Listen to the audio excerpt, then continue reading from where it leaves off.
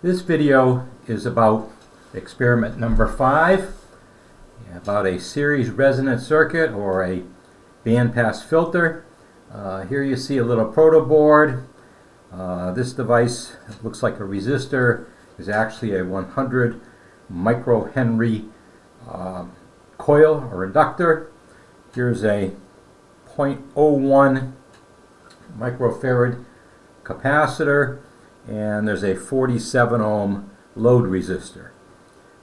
Signal from the signal generator comes into this circuit, and the output of the circuit across the resistor is going at the channel 2 of the oscilloscope. So we have a signal generator and an oscilloscope that we will take and look at the output of what's going on with the scope. So I'm going to bring that over here right now, and hopefully we'll take and be able to zoom in on this and actually take and focus in on. It looks like we can see pretty well the face of this. We got to take and play with it a little bit. And okay, it looks like we can pretty much see. Of course, we can see a nice reflection of me, which is not very good. Let's take and move this a little bit closer. The sunlight is causing a little bit of a problem here. Okay, so the first measurement, the input is, we got to take and play games here. Let me go and change here. The input is 10 volts peak to peak. The frequency is 100 hertz, and the amplitude of the output, which is the green signal, is 34 millivolts. And the phase angle is jumping around. I'm going to take and stop this, and once I stop it, you can see a minus 82 degrees for the phase angle. You might as well just put down minus 82 and forget the decimal point because it's jumping around a little bit. So what's going to happen here is I'm going to take and change the frequency of the signal generator, and we're going to go up to a frequency of 200 hertz. We'll let the scope run again, and what we see now is 200 hertz. The peak-to-peak input we know is still 10 volts.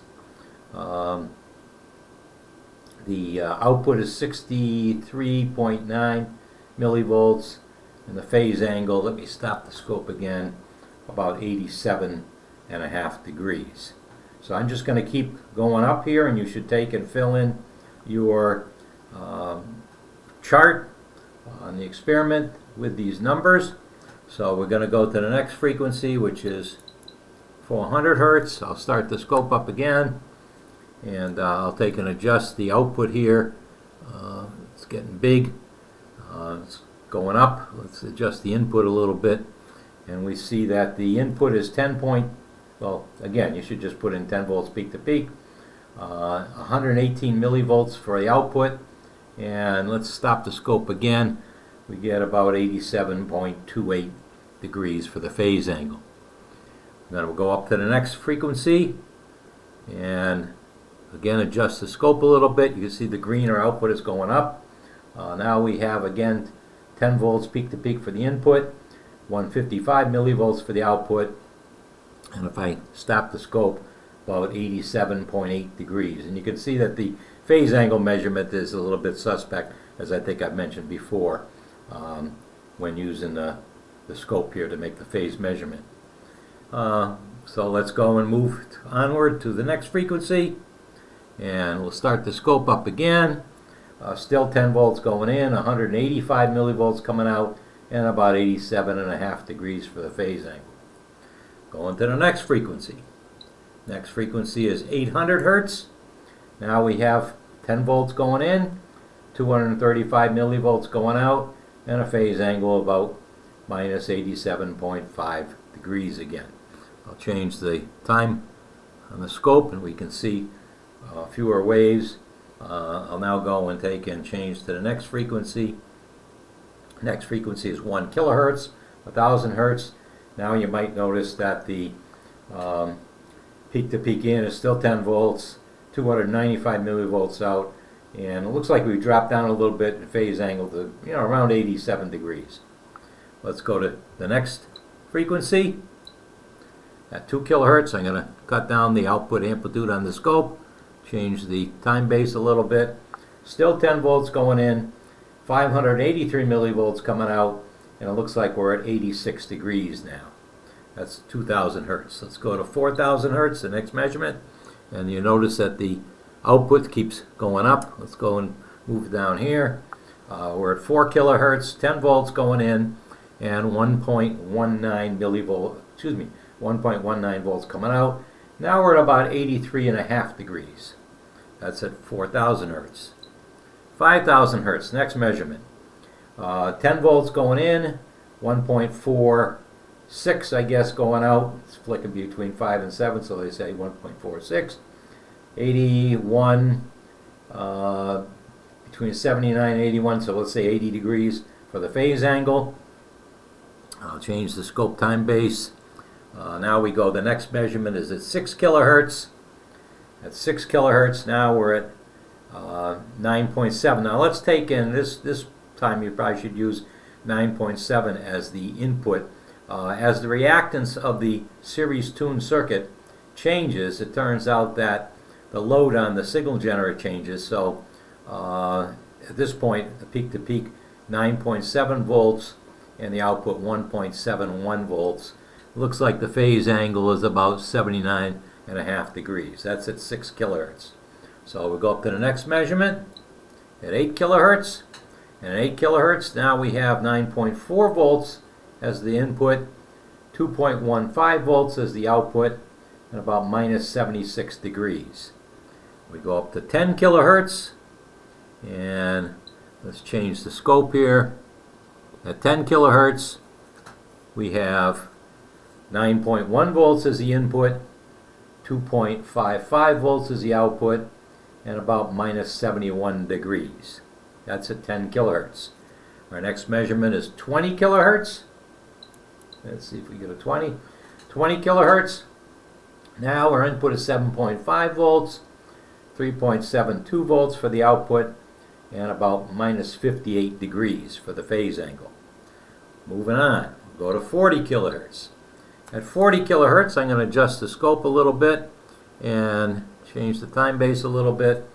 Now at 40 kilohertz, we have 6 volts going in and 4.54 volts coming out. And the angle is about minus 37.5 degrees. We'll go to 50 kilohertz. 50 kilohertz, 5.7 volts going in, 4.62 going out, about minus 31 or maybe 30.5 degrees.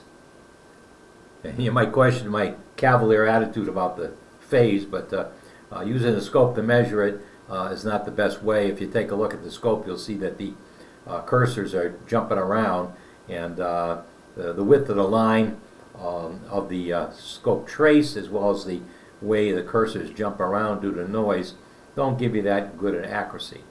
The scope does have a averaging mode, but I'm not going to use that now because it would take us much too long to do this.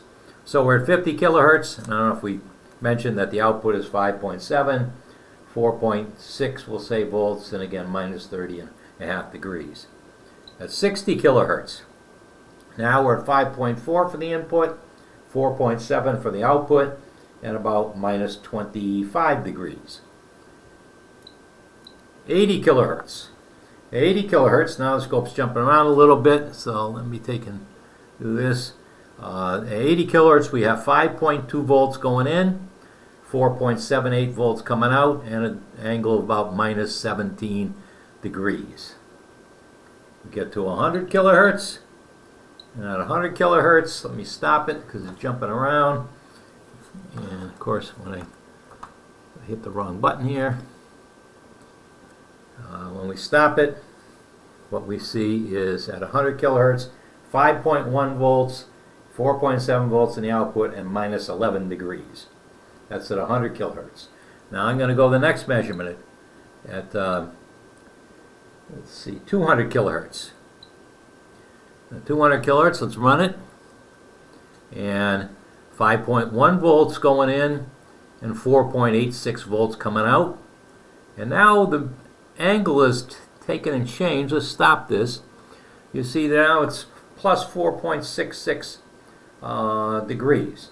So actually I think we probably have gone by the peak output. So I'm going to go back and let's take a measurement at 160 kilohertz.